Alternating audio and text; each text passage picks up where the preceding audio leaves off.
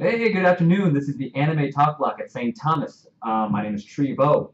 My name is Luis Castellanos. My name is Ray Wu. My name is Brenton McLeod. I'm Tim. I'm Stephen Bourne. And I'm Brian. And today we're going to be talking about prequels, sequels, and original works.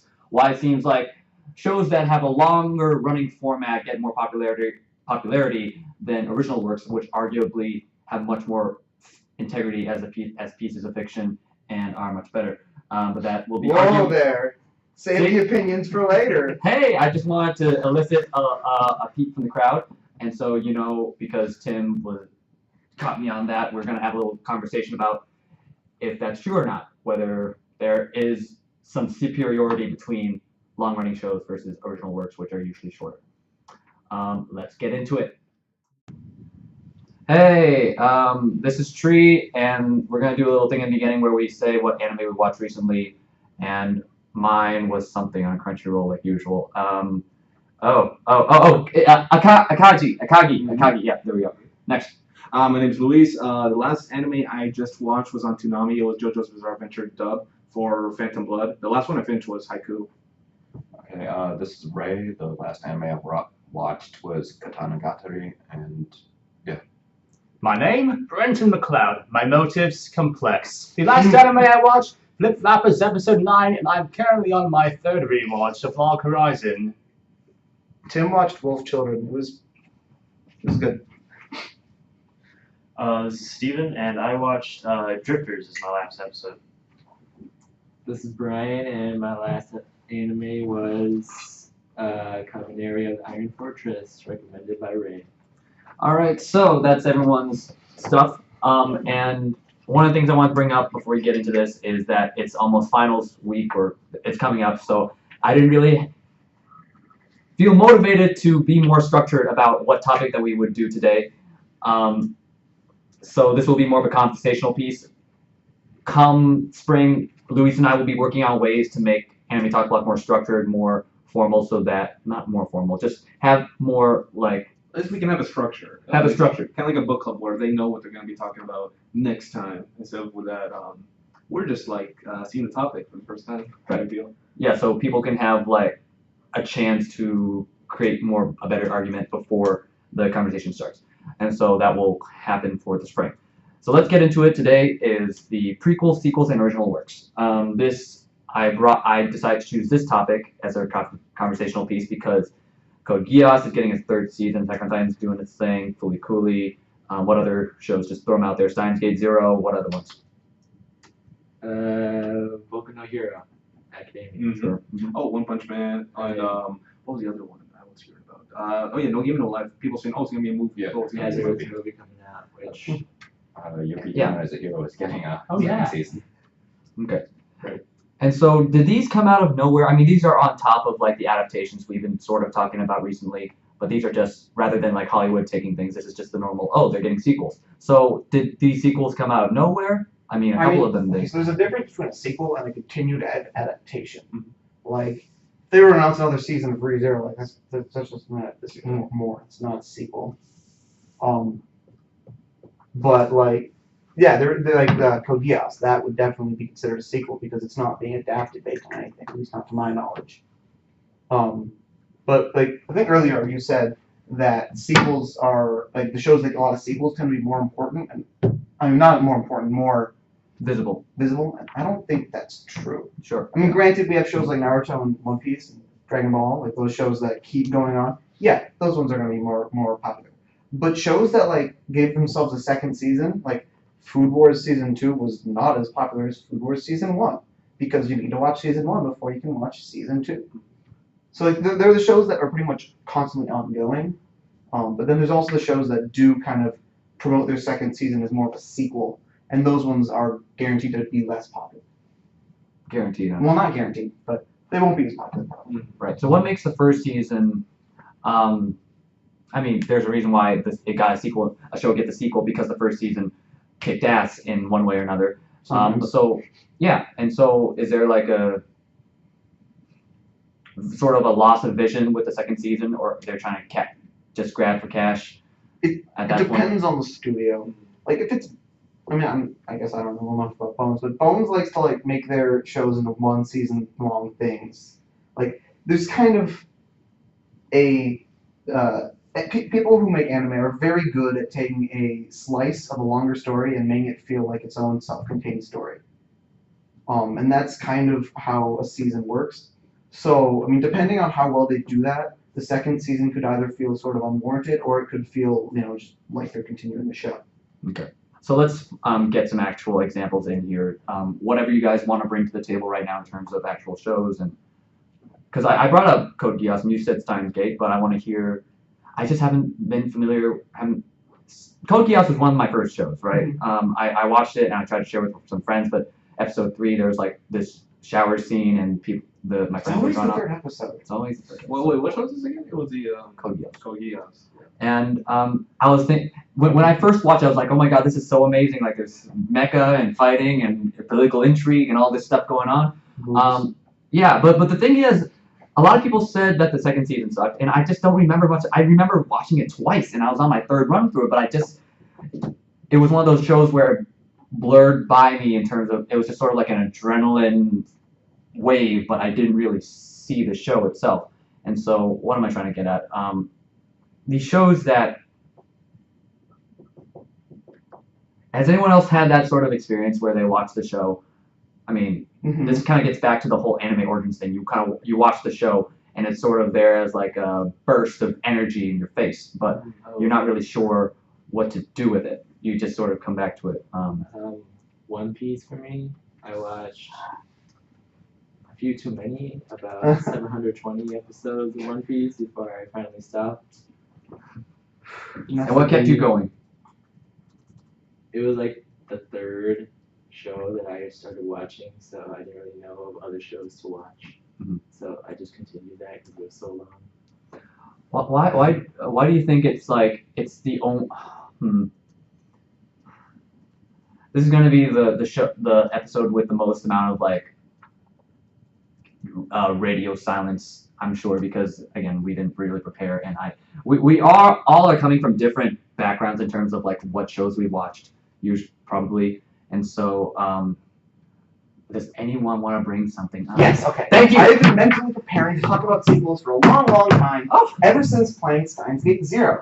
And see, Steins Gate is pretty much a perfectly self-contained plot. There's no reason to make a sequel to that. And you kind of saw that with the movie, like, the way that it ends, by adding another conflict that uses kind of the same idea of time travel, you're kind of devaluing the original work. So you can't really make a sequel to that. And there was a planned light novel that was going to take place after the original. The antimatter community? Community of Antimatter. Yes. And it looks cool, but they still have, like, I looked at the summary of the plot, and it's like, yeah, okay, so the relationship still isn't really working out, and blah, blah, blah, blah, blah, Suzuha's there, which, I mean, that should set off red flags for everyone, if you know what Which one was Suzuha again? That's the Half-Time Warrior.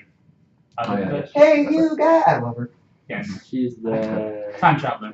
the braided hair girl. Shut up. Most of us Yeah, have right. watched it. But not everybody has. Okay. So you the sequel is going to be out, but do you think it'll? And then they canceled that. And there was also sort of but there have been a bunch of other spin-offs to the Steins Gate universe. And those are kind of what makes it interesting, because due to the nature of Steins Gate, it's very easy to set something in a thing that's technically canon, but doesn't take place after it. There was a game called Linear by Pentagram, which was basically just jumping around the canon. And then, of course, Steins Gate Zero, which is the big sequel. And rather than having it set after the events of Steins Gate, because Steins Gate has this good ending, but at the same time, it was a visual novel, so it didn't necessarily always have a good ending. So what they did is, instead of setting it after the good ending, they set it after a modified version of the bad ending. 3/4 in the way through the original story, I want to say. More than that. Like, literally, they cut off the last episode of the show so much. Yeah. We're talking about the original right now. Yeah, but the way that they transitioned it into a plot that, rather than trying to just, take place a long time after the original and, kind of not mattering really because you've already, seen that, okay, here's the good ending and now this stuff is obviously it's gonna have another good ending because I don't want to give us this good ending and take anything away. So there's not gonna be much emotional appeal to it, right? I mean, sometimes you see that, like Danaraompa 3, they didn't change anything, but yeah. So by setting it after this bad ending, there's the events can like there's it's hard to really explain, but not everything is canon. Like depending on what you do, it can or cannot be a canon continuation of Steins Gate.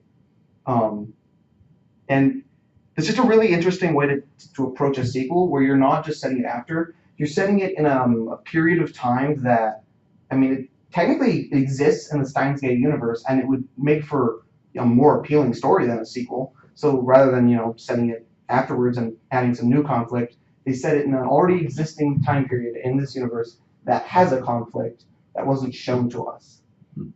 Interesting. How different is this from like your usual adaptation? You said that this is what they chose to do. Yeah, it's not like an after the fact sequel. It's a so is it a sequel as much as just like it is, I think. There are times when it kind of refers back to the original in a way that is past tense. Overwrites it in a way too. Sometimes, yes. It overwrites it in a way. Not retconning because The nature of it is because it's traveling world lines. world lines, Yes. shifting Okay. world lines, I would say. So- Yeah, Steins Gate is an interesting because it deals with time travel in that way. Mhm. It has that sort of liberty to do that sort of thing. But let's hold on to that and talk about more traditional. I can also talk more about whether or not it succeeds as a sequel, but let's do that. Yeah, let's talk about some more traditional stuff. The traditional ideas of what a prequel is, where it's after the fact, we have new conflicts or prequels.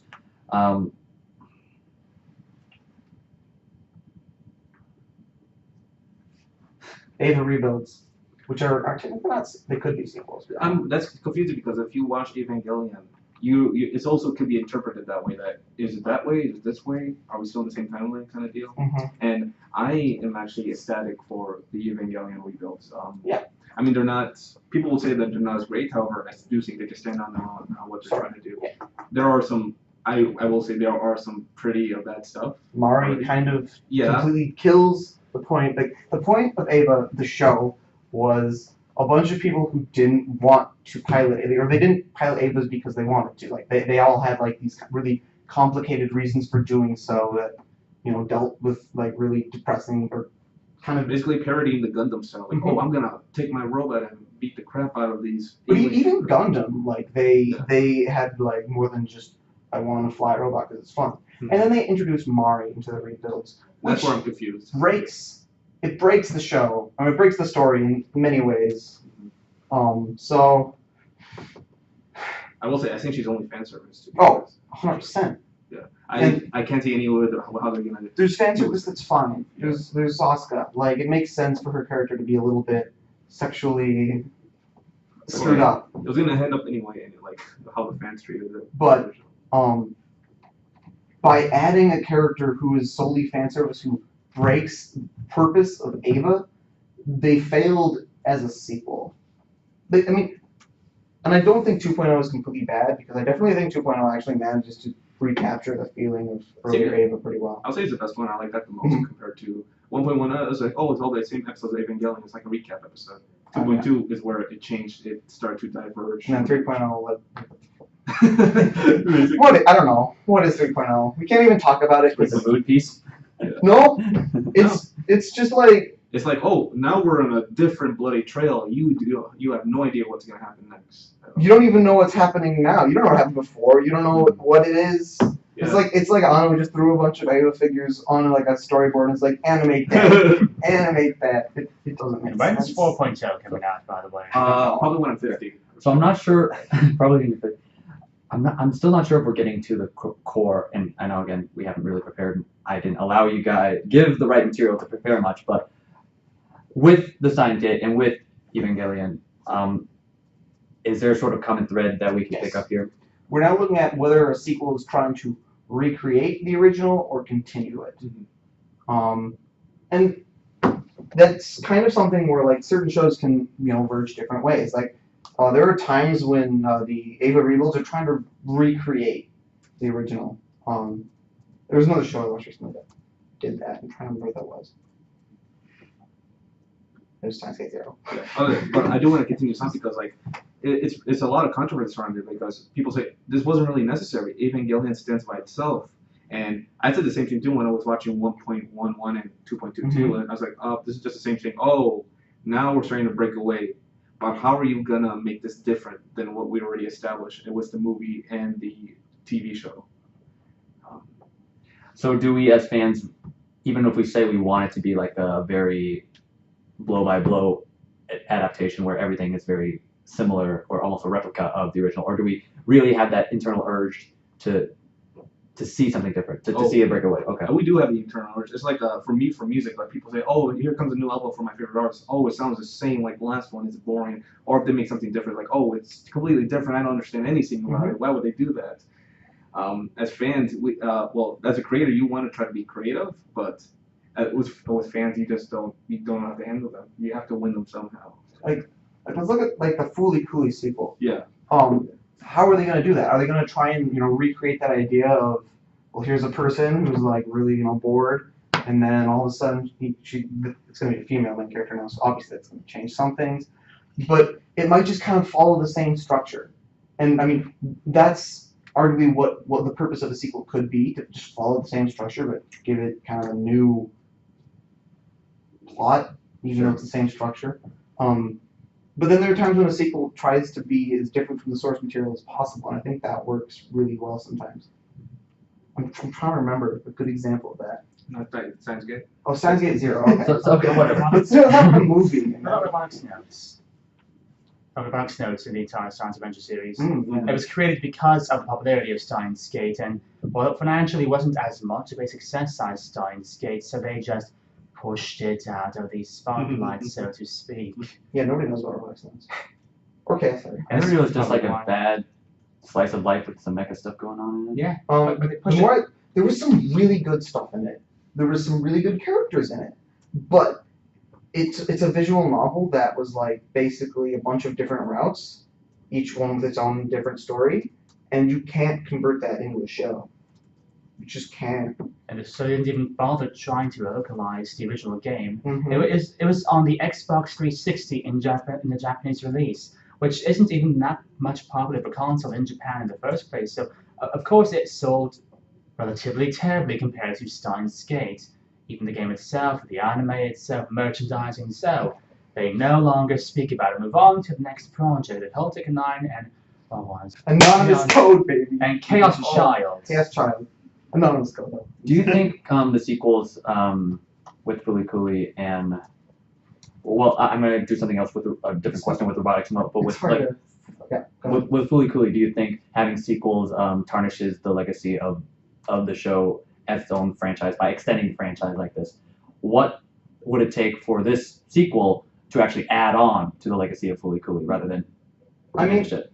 Personally, like there are manga based on Fooly Cooly, there are like light novels based on Fooly Cooly, audio dramas. I don't care. Fooly Cooly to me is a 6-episode OVA show that's just the pinnacle of animation, and it's Gainax doing what they know how to do best, which is an OVA series. And nothing can tarnish that for me. Even if the seasons 2 and 3 are just awful, they're from a different studio. They're obviously going to try to look different and feel a little different. So it's like, unless they just call themselves Fooly Cooly, which would be a mistake. But if they go for some kind of like Fooly Cooly and then a subtitle, yeah, I'm cool with that. Sure. That sort of thing. That sort of like different studio deviation, a couple of aspects, tone or protagonist or whatever. Let's bring up Ghost in the Shell, which has gone through several iterations of different, changes in staff, changes in. I mean, the original manga was written by this one guy who had the major as like this really bubbly, Really? girl next door sort of thing going on sometimes. Did not know that. And then Oda or Mamoru Oshii did his thing, and then we had the standalone complex where it's more like a cop show in a sense with the overtones, with the existential overtones, a little bit in there. So do you think Ghost in no one really talks about Ghost in the Shell as a whole franchise as being broken for having these differences.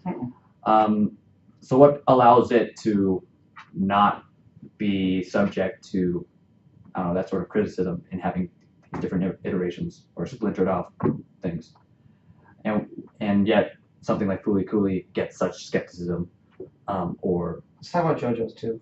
I want to talk about JoJo. I want to talk about JoJo. JoJo. I was just looking at your links. Yeah, exactly, because like I love JoJo, and I'm only watching Battle Tendency so far. I'm gonna binge through Stardust Crusaders and then is Unbreakable once we finish. But Stardust Crusaders is the best. yeah, that's what I hear. is it? No, I heard it's not that great. JoJolian. What makes it so good?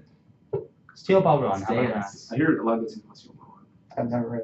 You never read the manga. No, Wow, don't read the yeah. manga. Just watch the anime. I don't want. I only watch the I don't anime. want to I'm watch going- shonens. I'm Okay, going okay. to fight each and every one of you. That's fine. We'll do it outside. But right now, digressions aside, You Here we have go, to fight my next. stand. I'll say I'm curious about the JoJo's like sequels because it's already planned out. The creator already is up to part 8 and still going on, and David Productions has been doing a great job with the sequels. I mean, Shows. the shows, and I mean they already have the story all written out, but it's how they're able to come back again and again and make it improve on what they already have. And I think that's one of the greatest, the good examples of sequels done right, for sure. Mhm. Not much I can say about it right now because I'm in Battle Tendency, but. Can we talk about Danaraompa 3 as a sequel? Because that's done. That's done, and we can talk about that. Suffering. And well, we as in the It's- people who have yeah. seen it. see people who've seen it, and it failed in a Yeah, lot of ways. of course it failed really badly Yes, as it a did. sequel and a prequel. Mm. Danaraompa 3 is both a sequel. Wait, why do you think it failed? Why do I think it failed? Yeah.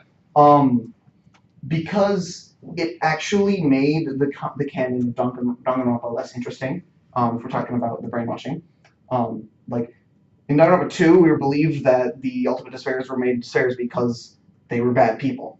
But they weren't bad people; they were influenced to be bad people, and that kind of touches on a more personal aspect of like the human nature. It's like in the first game, even like when they were talking about despair, they didn't say it was like some super crazy thing. They said it was literally just a state of mind that spread like a disease, and that's something that I believe could happen. You know, if there were a bunch of terrorist attacks, people would just start feeling really depressed constantly, spreading that depression around, and that's despair, and that's the apocalypse of Danganronpa.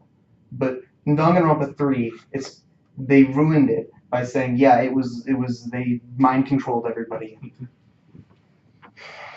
We talk about Zero Time Dilemma as well. It could, but Zero Time Dilemma doesn't break anything as much as it shows that VLR was broken to begin with. So did this third season, would you say, break the series? Or Well, that was- could you erase it from your head and say, oh, the first two are fine? That was the prequel. Oh, that was a prequel. Okay. And then we have the sequel side of them, because Danganronpa series 2 shows. There's going to be the 2.5 OVA coming with And that's Danganronpa gonna suck. 3. Oh, okay. I mean, yes, it is, but yes.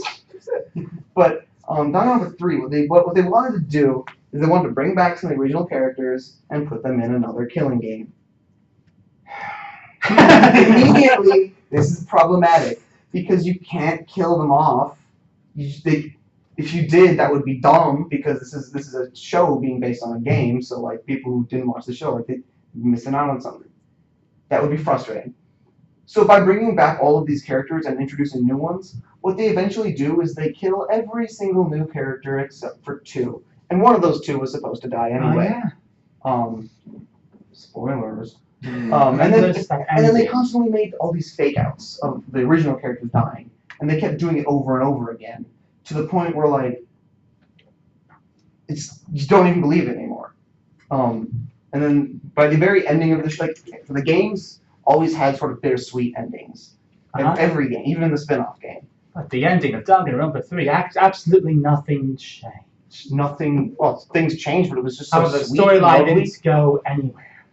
That's just because like we assumed it was going to go there. Like just seeing it go there didn't actually have much of an impact on us because like we saw a character die, and then like, this is the most significant character in the entire series. This is the most significant relationship in the entire series. And how do we bring them back? How do we show that they're alive? Oh, I don't know. Maybe add 2 frames of the ending. Yeah, and then even the English dub made reference to that. Remember, there was an outtake they accidentally put in the final release where that one character who died mentioned that. I thought I was supposed to be dead. Yes.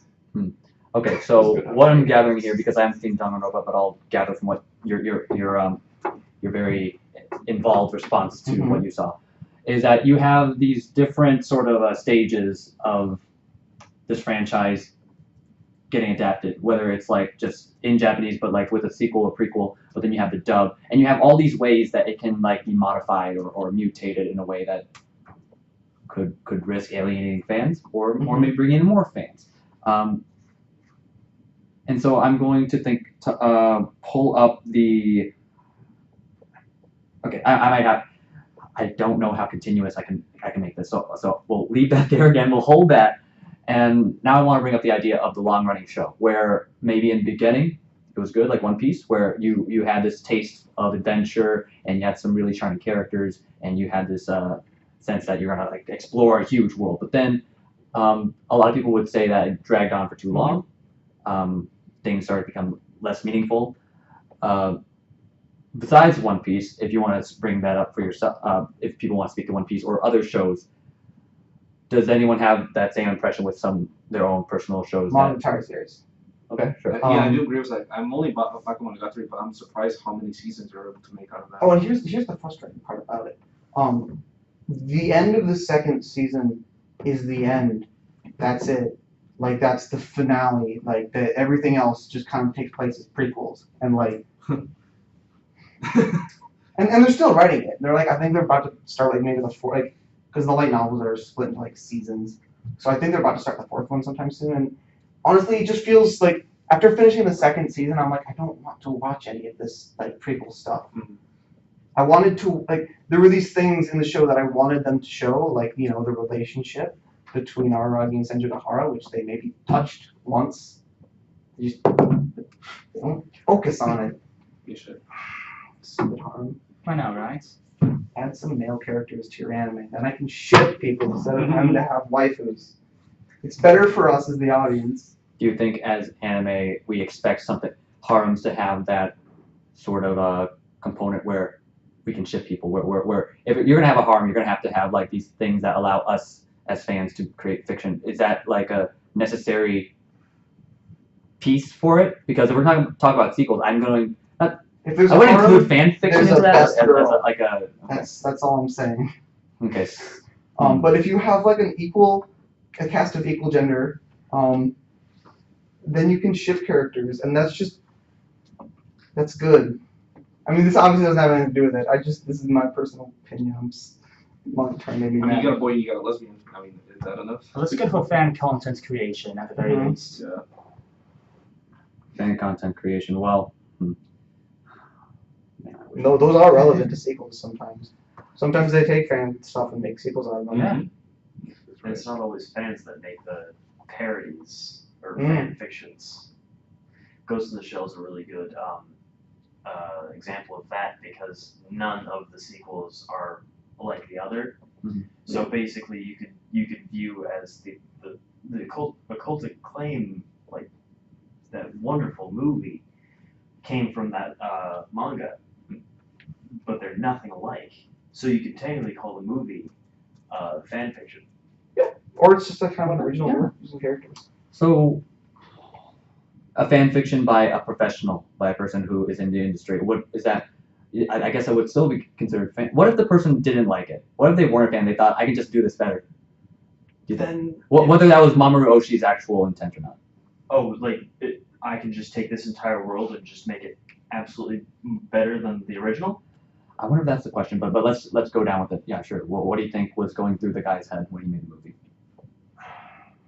I think what he was thinking when he was making the movie was, I want to take this world and use it to show something about kind of like just kind of like how humans live out. He was trying to show something through the movie and using a world that he found rather than like creating a new world or continuing off of the manga or anything. I mean, I haven't read the manga, but I'd certainly say Ghost in the Shell doesn't seem like it's focused on a plot so much as it's focused on building up to one idea and one specific scene. And that scene isn't necessarily an action-packed climax, but more of a intellectual climax. And I feel like the director had been reading the manga. I don't know because I haven't read the manga, but having read the manga, he was like probably very inspired by that scene, and he wanted to kind of build a movie that leads into that scene, that idea that he kind of took out from that scene, and he wanted to show that to others. If that scene was there, maybe he was just like looking at Ghost in the Shell, thinking, "We haven't read the manga, so we can't. We can make as many assumptions as we want, but okay. So what happens in the manga? Do you think that does the tone match? In what ways does? Not close. So what do at you all. think? What do you think Mamoru Oshii was deriving from the manga that inspired his movie, if anything? Pretty much just the fact that there's a world with androids. Okay. All it is it's pretty much the same characters, the same world, but views but viewed through different eyes, like kind of like more realistic eyes. Like, what if this was happening today? Androids, like, you could see in the movie how the Major, she never blinks once. Interesting. You would never need to blink if you have bionic eyes. Mhm. So, and I that's was going to capture that in the movie. yeah, I hope so, but I don't think so. They could. But like, I think that's what the movie is, and that's like another example of how sequels could go. Instead of going off of what the original work is, it's basically taking the world that the original canon is going from and using it to create something entirely different. Sure. So you would say that Mamoru Oshii was justified in taking these set pieces and saying, "I have a vision for these that." He meant to say it's much grander, but it's my vision, and I think I can do something with it. So would you say he was justified? Yes. Okay. As along with all of the other people who took the same world and did something else with it, Even aka if the they're series, or Good. yeah, even if they're not very good. So I was talking to a person named Ozzy recently. Ozzy. And we were talking about the idea of the source material as like the holy grail, the monolithic. You can't argue with this sort of thing. That is an interesting thing. Because if you we went into a couple of different splinters, but one thing I want to focus on was the idea of if the adaptation chooses to stray away from the source material, then it's not that it's bad. It's just that it puts itself at a much higher risk of doing something that will alienate fans or do. But why is that? What if it does do something wrong? Why don't we commend it for its ambition? Or Well, I mean, there are some people who prefer the original Full Metal Alchemist Brotherhood.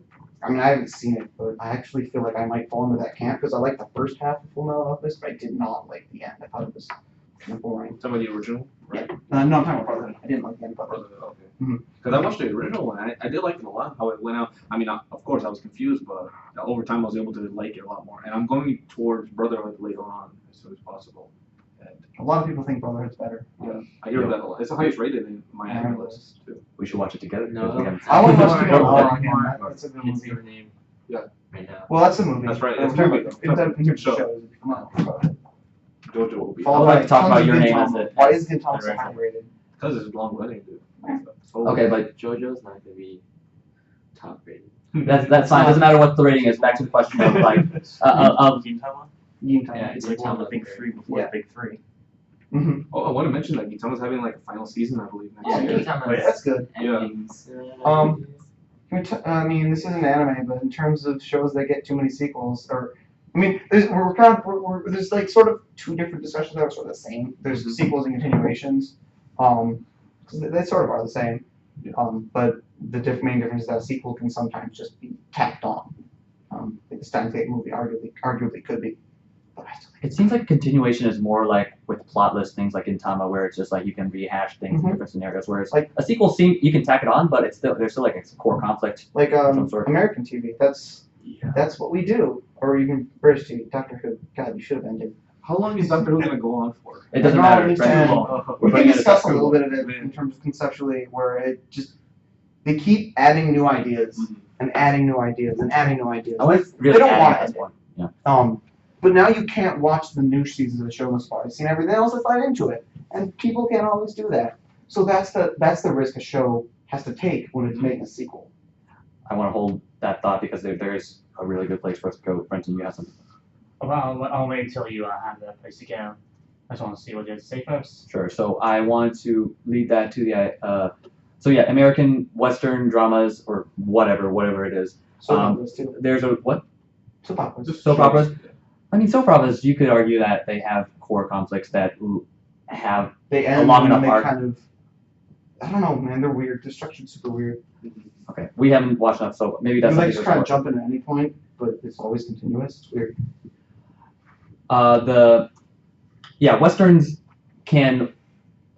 Western shows can not depend. They can have episodic structures because most people don't treat TV as something that you need to follow. No, not anymore. These days it is episodic. I mean, not episodic. It is a serial thing. Yeah, nowadays. Ever since Netflix and the idea of binging, we're getting there. Yeah, so fillers aren't because that's an interesting idea that because of Netflix or like these on-demand places, we've been conditioned or trained to want to watch shows all at once, and if there's too much filler in that will break our concentration of the show, and the developers of that show will be much more liable for like for reactions. Or Well, I feel no, like- just people are more intrigued to watch a show that keeps going on because they can build bigger things, and when something is a bigger thing, it just affects you more, and you're gonna want to tell people about it. But I'm saying I will say like condition is a strong word. I'm just saying the reason why we don't have that many episodic shows anymore and just these continuation shows are doing so well is because we have Netflix and Mhm. TV. They need episodic shows just because they could throw it in at any time and people could just watch episodes like, oh, I like this. That's why comedy shows were really big back in the 2000 Mhm. era. And now with like the internet, thank God for it, we're able to watch a big old novel of a series. mostly, and that's And almost out of Japan has a necessity. lot of that because people would love, like they'd always buy the DVDs of anime. So that's why anime is always like that. Well, anime's always like that because of what? Because people are able, like, historically, like Japan has been more into like buying DVDs of shows. I see. So they've already been. They've I'm already been gonna say conditioned to- trained. They've already been trained to have this whole unit. They are already watching have the kind of the mentality to want to watch something Yep. from beginning from front to back. Yep. And recently, Westerners have been really they've more got broadly learned the gift of a nice, good serial show. Mhm. I should watch Stranger Except Things. for the whole binging thing is. Mhm. I mean, there have been a couple shows. I mean, there's still shows like Master of None and Yep. Atlanta. I mean, where it's episodic with like Yeah. a sort of plot. Mhm. But these are more like those shows or these shows are much more say something. I'm going to then. I'm done. Okay. Now what I have to say goes back into the episodic structure because there are a few Japanese companies that are also looking into this episodic structure, not necessarily into anime, but if they do get adapted into anime, they will keep that episodic structure itself quite possibly. But what I have to bring up first and foremost You have to is, speak up. what I have to bring up first and foremost, if Zach were here, he would stop me entirely from talking about this. But the fruits of GRISAIA, have any of you heard of it? I've heard of it. Okay, What is so they announced a sequel to the trilogy called GRISAIA Phantom Trigger, releasing in an episodic structure this April. Part 1 and Part 2 within 3 months from each other, and then Part 3 and onwards throughout the summer. I'm seeing Is it a gonna really be strong like- reaction to this. New characters. Oh, okay. The old ones, something happens to them. I'm not going to tell you what, you have to find out on your own, but essentially, they're going to take the very same concepts from the second and third parts, Labyrinth, and even of GRISAIA, the International Espionage Corporation. Well, they've gone all to hell and back again, so a new corporation has arisen called SWORD. And of course, they are training these, 4 individuals to become merciless killing machines in order to, take out, how should I say this, Is this the same as the first one? as the second and third one. Oh, so they're reusing ideas. Not, Is I that- don't is want to say that. It's like there are those 2 different. Do you know who Heath Oslo is? I don't know what this is. Okay, Heath Oslo, he is, I don't know who Yuji is. I don't know. I've never seen the show. I've never Okay, seen the show. so let me back up a bit. There's this character called Yuji. He is the protagonist of the original trilogy. He is a janitor for all intents and purposes. Well, he's not actually a janitor. Before let's, for the sake of discussion, let's say that he is. Now, his father was the top rank of all sorts of janitors that would go out through Japan to clean up all sorts of messes. Can we just say what he actually is? Okay, spoil. so Don't What? spoil. I'm enjoying. no, this is part of the plot. What he This is, is like a Hotline Miami and how kind of he thing is. right now. No, what he is and how he completes his duty as part of the story. So I want to be as vague as possible since most of you haven't watched it. Where was I going with this? All right, his father. So his father put Yuji through some incredibly messed up stuff, which you don't learn about until parts 2 and 3. And so, in the sequel to GRISAIA, Heath Oslo, this top-tier janitor of all janitors, well, he has gone rogue. This may not mean much to you unless you watch parts 2 and 3, but there will be plenty of implications once you come back to listen to this after you've watched the series. And so the new line of janitors, called Sword, have to clean up after his mess, more or less, by using the very same setting of part 1. So, It was an absolutely unnecessary Yep. sequel because the story was complete, front, middle, end, even in 20 years in the past or so, a few years in the future. Within the original trilogy, solid, nothing more needs to be added. now I wanna go back to something I said earlier and talk about the Danganronpa sequels and how And I will join you in that. I'll keep going. I'm actually going to talk about Danganronpa 2 and how Let's make it church. it was a necessary sequel, but they did it kind of wrong. And Danganronpa 3, in a lot of ways, is a better sequel to the original Danganronpa than Danganronpa 2 was. I mean, granted, Danganronpa 3's despair arc was bad and it shouldn't have happened. I mean, there were some good scenes.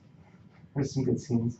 I enjoyed it. I just want to say that I enjoyed the Danaraompa 3 series. I loved Hope Arc, even though it has some things that aren't All right, good let's in get it. to the point. But the second one, what it did is it reused the same setup, same plot twists, very vaguely speaking, and a lot of that kind of stuff. So it's like you're following the exact same structure, and I mean it works because it's a game. You want the same structure, and I mean I thought the second one was more of just an improved version of the first one.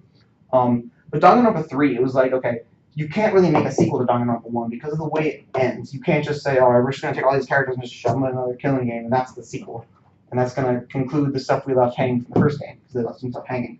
You can't conclude that with the structure of another Danganronpa game. So Danganronpa 3, they set up a different killing game, a different style of one, and that worked better for TV, and it also worked better for trying to conclude the series. They may have made a couple poor choices. The Ultra Despair Goals episode shouldn't have happened. But they made some good choices. Good choices such as Jesus? There's a scene where the peculiar jerk falls off. Oh, right, yeah. Oh, good scene. And then there was a scene right after that where she died. Why did you say that? Maybe she didn't. Spoilers. Point. Point is, sometimes a sequel, in order to be actually necessary, it has to completely change the structure of what the first one was.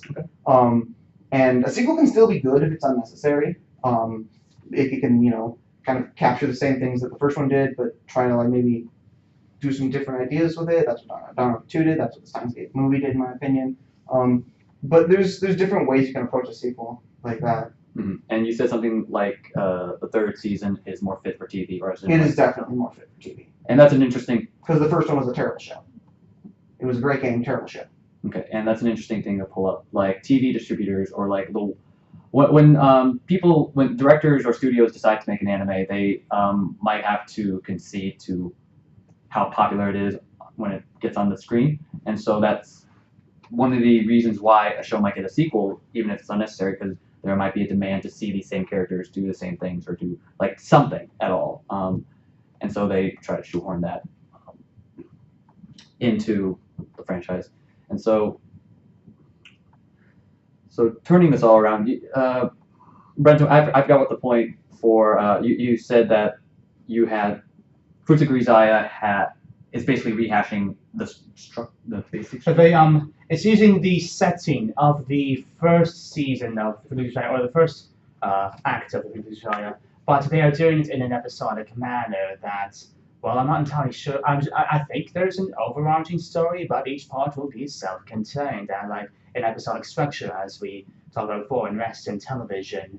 But as in itself, the sequel is absolutely unnecessary to begin with. As the story is concluded, there's no need for any sort of sequel whatsoever. So most likely, the company Frontwing is trying to catch on to the newfound popularity after they finally released the products in the West earlier last year. There are sometimes when they make a sequel to things, like I'm just not interested because the first one ended so well. Yeah. So who is this sequel supposed to be targeting? If it's like They, not Fans of the original. but the fans don't like it. Like you are a fan and you're like, why? Yes. Yeah. They're targeting the new audience, not the previous audience. The new audience that just got into it because it was recently released in cheap, affordable packages. Like each part will be a bit under $10 or so, and they'll be released periodically over several months. Wait a minute. Are we talking about episodes or merchandise? Episodes. They're paying $10 for visual novels, which will be adapted like into Telltale. anime, which will be a Telltale? Telltale. What? Maybe like Telltale structure. No. Yeah, structure. Okay. Yeah. I thought you were saying visual, Telltale and visual novel. I'm like, no. No. So how should I say something? Okay, so let's see. Okay, part 1 will release this March. Part 2 will release a few months afterwards. Part 3 and onwards, starting in the summer, one releases every few months. And each one will be stand-alone stories set in a sequel universe. So what makes a sequel good then to you? That's Well, a guiding question that sure. I want to. we've talked a lot about sequels that don't work and why, but we haven't talked about what it should try and be. And there's different things they can try and do. I Yeah. would like to bring it up. I think like a sequel for me is something that's supposed to take the current setting, the current like maybe a couple characters or so, but be able to present another situation within the universe. And I think JoJo does a really good example of that, where they're able to bring like a new cast, a new JoJo, in this case a generation, and they have a new cast where they all have an ability and they all try to face an issue, whether it's going to be Dio or Pillar Men or etc. So what's happening there is that the powers are expanded. We get to see what the extent of these powers can do, and that's exciting because we can see what Hamon does at max level. Or Did that just say something 2 minutes remaining? What? No. Okay, you're fine. You're fine. You're No, fine. I saw something flash. You're that said- fine. It says You're fine. 365. We have 347 hours of recording left. No, something fine. else flashed up. I thought it was like a system. I'm gonna pause this just for a moment. You're just to be sure. fine. You're fine. Let's just stop. Pause it. We're back. Okay, we're back. Technical issues. Yeah, I think. Well, what we you're still talking have 1 minute left to see if that because it Yeah. said 2 minutes. Okay, go ahead. I think what you're talking about with the JoJo sequels is pretty interesting. Yeah, they don't necessarily always use the same characters. Sometimes they use some of the same characters, but they kind of use a similar structure, Mhm. and they always sort of add something new to it. Yeah. And that's kind of I say that sort of fits into the camp of the sequel. There's like you can watch the original and be satisfied, just the one part of it. But maybe if you enjoyed it, yeah, you'll want to watch season 2. Mhm. Another example would be like Kuroko no Basket or Haikyuu, because they're pretty similar, and then just the second and third seasons are just like more games played, pretty much. Well, what makes that better? If there's just more games, are you exploring the idea of basketball in like a more intense setting, or is it the same thing? Well, you get to meet better teams, pretty much. They That's have what I was afraid of. TV. I saw this happen. What was it? No operation off. 0 minutes remaining. That's what it said. Okay. So TV. I think the computer's still on. So it's a TV. so it's still recording. Why not? Yes, Yep, TV. okay. Alright, still recording. Shoot. Okay, so do we have to? No, we're fine. But fine, just keep going. Okay, someone will have to edit this. We're gonna leave it as We'll leave a, it, okay. Easter egg Yeah, woo! for anyone actually watching this. We'll make it. You know go what up. sequel, what sequel I think it's a good idea for a show to get a sequel like this. I don't know if the sequel will be good, but Fooly Cooly. Like, yeah, we can argue that they don't need to make a sequel, but based on what's been presented so far, I think that's the right way to make a sequel for Fooly Cooly. Like, Fooly Cooly to me, it's almost more like just kind of being immersed in the aesthetic of Fooly Cooly. That's what it is. It's not necessarily a plot. Like, understanding Fooly Cooly is not important to Fooly Cooly. So if they make Fooly Cooly 2 about the plot, that would be doing the sequel wrong. But if they just kind of make it more nonsense, of like what Fully is, but now with a different set of characters, maybe they'll sometimes like go back and like meet up with characters who are related to the original characters, like talking like the actual baseball player.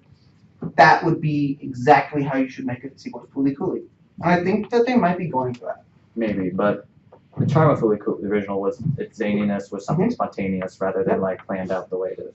Oh, it was ridiculously fun not to be spontaneous. One thing I want to add to that is I think there may be a difference in like how you can be a fan, especially when it comes to sequels, because well, I'll just use my own personal experience. When since I'm a fan of Ghost in the Shell very much so, I'm more of a fan of the ideas behind it and the world that it encompasses. But there can also be fans of the story and also fans of the characters. So that it really, I think it depends on whether or not something should get a sequel. It depends on what you're a fan of. Yeah.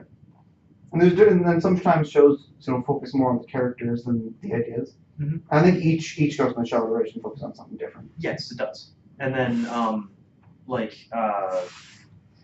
and I also have another question. What would you guys? And it might be a dumb question, but No, we're We're all done. We're all done. Go on. Thank you, Tim. We're all about this. What would you guys say the difference between a sequel is, or a continuation, to an arc, to a Interesting story? question.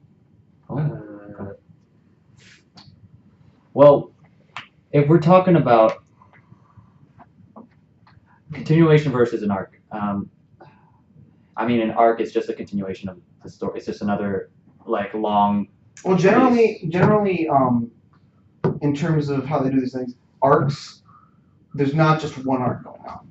And if there is just one arc going on, then that would be more of a sequel kind of thing. But normally, like in a show that's always continuing, like a season will be one arc, but there's always arcs that kind of go on over multiple seasons. So like, there's overlapping arcs, is what I'm saying. Whereas usually with a sequel, all the arcs from the original one have ended, so now we gotta start with new arcs and do that. That can be troubling if you're trying to bring back the entire original cast and do all that stuff. So there are real life pieces that might get altered when thinking about doing a sequel. So because if everything's concluded, then why are you doing more of it? to capture more bigger fan base that will return to buying the original works or something like that. Same with Fruits of GRISAIA, even though you're making a rehash thing, you're trying to capture an audience that, even if they figure out that the thing that they watched was a rehash, they'll have already become a fan if they enjoy the thing, and then they have bought the product or something. But now let's talk about why it's important, and can a sequel make the original worse? Zero Time Dilemma. Zero Time Dilemma. Oh, okay, that's something. So what do you want to start with? Well, Do we want to start with this because we haven't actually touched on original works yet? Oh, That's okay, original books. Original works? Do we want to go into the start whatever time? We don't have to talk much about how it works. We can say that certain things in Zero Time Dilemma, like they were meant to wrap up the entire series, and they didn't do it in a satisfying way. Now, the first two games were great, but they left some things open, and the way that Zero Time Dilemma wrapped them up was not satisfying. So retroactively, going back to play those first two games is less satisfying.